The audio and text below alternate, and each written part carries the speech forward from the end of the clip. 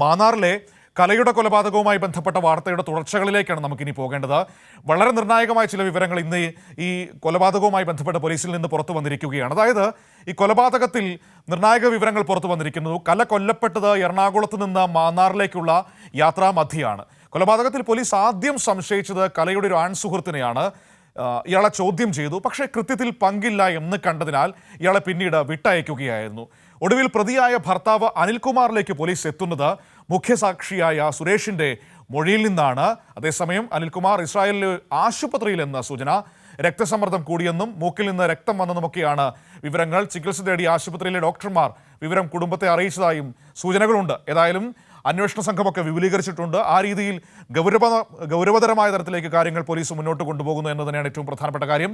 ഷാജഹാൻ നമ്മളോടൊപ്പം ചേരുകയാണ് ആലപ്പുഴയിൽ നിന്ന് ഈ വാർത്തയുടെ സമഗ്ര വിവരങ്ങൾ നൽകാനായി. Shaji, good morning. Good morning Manu. Good morning. കഴിഞ്ഞ കുറച്ച് ദിവസങ്ങളായി ഈ മാന്നാറിലെ കൊലപാതകത്തിന്റെ പുറകെ അന്വേഷണ ഉദ്യോഗസ്ഥരുടെ കൂടെ നിങ്ങൾ എല്ലാവരും ഉണ്ട്. ശരിക്കും ഈ കേസ് അന്വേഷിക്കുന്ന ആളുകളെ പോലെ തന്നെ ആ വിവരങ്ങളെല്ലാം ഓരോന്നായി പുറത്തു വന്നുകൊണ്ടിരിക്കുകയാണ്. ഷാജി, ഇപ്പോൾ നമ്മുടെ മുൻപിലേക്ക് വരുന്നത് പോലീസിന് ആദ്യം സംശയമുണ്ടായിരുന്നത് കലയുടെ ആൺസുഹൃത്തിനെയാണെന്നാണ്. പക്ഷേ പിന്നീട് ആ സംശയം ദൂരീകരിക്കപ്പെടുന്നു, അയാൾക്ക് പങ്കില്ല എന്ന് മനസ്സിലാക്കുന്നു. ഈ അനിൽകുമാറിലേക്ക് പോലീസ് എത്തുന്നത് മുഖ്യസാക്ഷിയായ സുരേഷിന്റെ മൊഴിയുടെ അടിസ്ഥാനത്തിലാണെന്ന് മനസ്സിലാക്കുന്നു. സുരേഷ് എന്താണ് ആ മൊഴിയിൽ പറഞ്ഞത്? ഒപ്പം തന്നെ ഈ അനിൽകുമാർ ഇപ്പോൾ ഇസ്രായേലിൽ ആശുപത്രിയിലാണ് എന്ന വിവരവും വരുന്നുണ്ട്.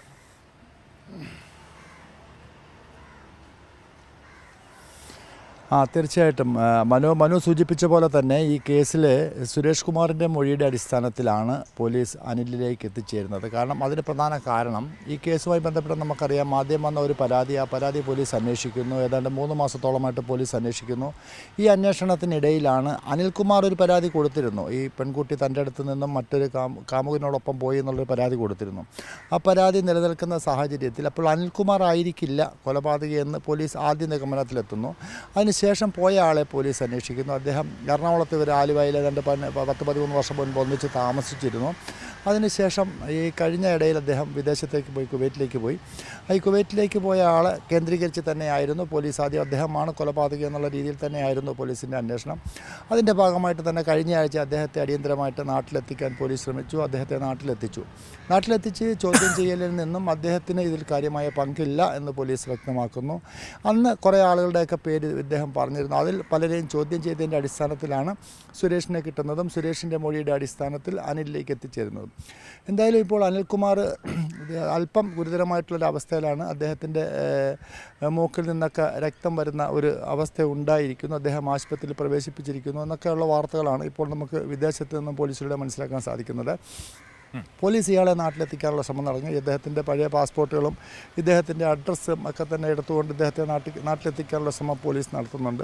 അതോടൊപ്പം തന്നെ പോലീസ് ഇപ്പോൾ വളരെ വെട്ടിലായിരിക്കുന്ന ഒരു സ്ഥിതിയാണ് നമുക്ക് പറയാൻ സാധിക്കുന്നത്. കാര്യം അന്വേഷണ സംഘം അന്വേഷണം നടത്തി സെപ്റ്റിക് ടാങ്കുകളൊക്കെ തന്നെ പരിശോധിച്ചു എങ്കിൽ പോലും അതിനുള്ളിൽ നിന്നും കാര്യമായിട്ടുള്ള ഒരു അന്വേഷണ പുരോഗതി പോലീസിന് ലഭിച്ചില്ല എന്നാണ് നമുക്ക് മനസ്സിലാക്കാൻ സാധിക്കുന്നത്. അങ്ങനെ വരുമ്പോൾ ഈ മൃതദേഹം എവിടെ ഒളിപ്പിച്ചു എന്നുള്ളതാണ് ഇനിയിപ്പോൾ പോലീസിനെ അലട്ടുന്ന പ്രശ്നം. കഴിഞ്ഞ ദിവസം നമുക്കറിയാം 3 പ്രതികളെ റിമാൻഡ് ചെയ്ത് അവരെ ഉടൻ തന്നെ പോലീസിൻ്റെ കസ്റ്റഡിയിൽ വിട്ടു. കാര്യം പോലീസ് റിമാൻഡ് റിപ്പോർട്ടിലും അതോടൊപ്പം തന്നെ കസ്റ്റഡി അപേക്ഷയിലും ഒക്കെ പറഞ്ഞിരിക്കുന്നത് ഈ പാലത്തിൽ വെച്ച് ഈ കലയെ കൊലപ്പെടുത്തുന്നു, അതിനുശേഷം എവിടെയോ മറവ് ചെയ്തു എന്നുള്ളതാണ്. അത് കണ്ടെത്തുന്നതിന് ഈ പ്രതികളുടെ എല്ലാം സാന്നിധ്യം ആവശ്യമാണ്. അതുകൊണ്ട് തന്നെ അവരെ അടിയന്തരമായിട്ട് കസ്റ്റഡിയിൽ വേണം എന്നൊരാവശ്യമാണ് പോലീസ് മുന്നോട്ട് വെച്ചത്. അതിൻ്റെ അടിസ്ഥാനത്തിൽ 6 ദിവസത്തേക്ക് പോലീസ് കഴിഞ്ഞ ദിവസം വീടിന്റെ പുറത്തെ സെപ്റ്റിക് ടാങ്കിൽ നിന്ന് കിട്ടിയ ചില കാര്യങ്ങളുണ്ടല്ലോ, ചില അവശിഷ്ടങ്ങളുണ്ടല്ലോ, അത് ഈ പറയുന്ന കലയുടേതാണ് എന്ന സംശയം നമ്മുടെയൊക്കെ മുൻപിലുണ്ടല്ലോ. അപ്പോൾ ഇത് പലയിടങ്ങളിലായിട്ട് മറവ് ചെയ്തിരിക്കുകയാണോ? അങ്ങനെയാണോ ഇപ്പോൾ ഒരു സംശയം വരുന്നത്?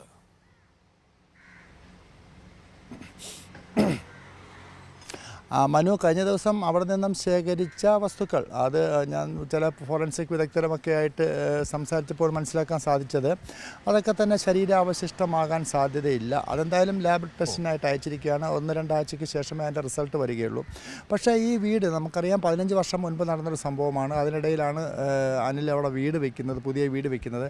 പക്ഷേ സ്വാഭാവികമായിട്ടും ഈ സെപ്റ്റിക് ടാങ്കിൽ ഇത്തരം ഒരു സംഭവം അറിയാമായിരുന്നുവെങ്കിൽ ആ സെപ്റ്റിക് ടാങ്ക് പൂർണ്ണമായിട്ടും മൂടുകയോ അല്ലെങ്കിൽ പുതിയൊരു സെപ്റ്റിക് ടാങ്ക് നിർമ്മിക്കുകയായിരിക്കും അനിൽകുമാർ ചെയ്യേണ്ടത്. പക്ഷേ അങ്ങനെയൊന്നും ചെയ്യാതെ ആ സെപ്റ്റിക് ടാങ്ക് അതുപോലെ തന്നെ നിലനിർത്തിക്കൊണ്ട് തന്നെ വീട് വയ്ക്കുമ്പോൾ നമുക്കറിയാം എന്തായാലും ആ സെപ്റ്റിക് ടാങ്കിൻ്റെ ഉള്ളിൽ ഇത്തരത്തിൽ ഒരു കൊല നടത്തിയിട്ട് അതിൻ്റെ അവശിഷ്ടങ്ങൾ കൊണ്ട് മറവ് ചെയ്യുമെന്ന് നമുക്കൊരിക്കലും കരുതാൻ കഴിയില്ല.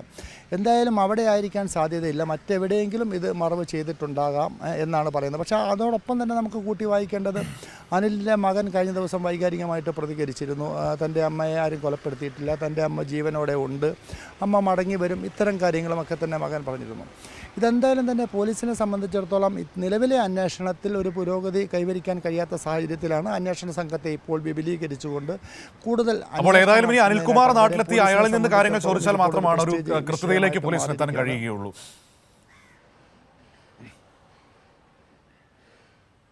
തീർച്ചയായിട്ടും അനിൽകുമാറിനെ നാട്ടിലെത്തിക്കുക എന്നുള്ളതാണ് പോലീസിൻ്റെ അടുത്ത ദൗത്യം. പക്ഷേ നിലവിലെ സാഹചര്യത്തിൽ അത് എത്രത്തോളം പ്രായോഗികമാണ് എന്ന് നമുക്ക് പറയാൻ കഴിയില്ല. കാര്യം ആശുപത്രിയിൽ ഷാജി വ്യക്തമാണ്. ഏതായാലും നമുക്ക് അതിലേക്ക് പോകാം. ഏതായാലും അനിൽകുമാറിനെ നാട്ടിലെത്തിക്കാനുള്ള ശ്രമങ്ങൾ പോലീസ് നടത്തിക്കൊണ്ടിരിക്കുകയാണ്. ഷാജഹാനാണ് നമുക്ക് ഈ വിവരങ്ങൾ സമഗ്രമായി ആലപ്പുഴയിൽ നിന്ന് പങ്കുവച്ചത്. നമ്മൾ കഴിഞ്ഞ കുറേ ദിവസമായി ഈ കൊലപാതകത്തിൻ്റെ പുറകെ എല്ലാവരും ഇങ്ങനെ നടക്കുകയാണ്. അപ്പോൾ അതിൻ്റെ ഓരോ വിവരങ്ങൾ ഇങ്ങനെ പുറത്തേക്ക് വരുന്നു.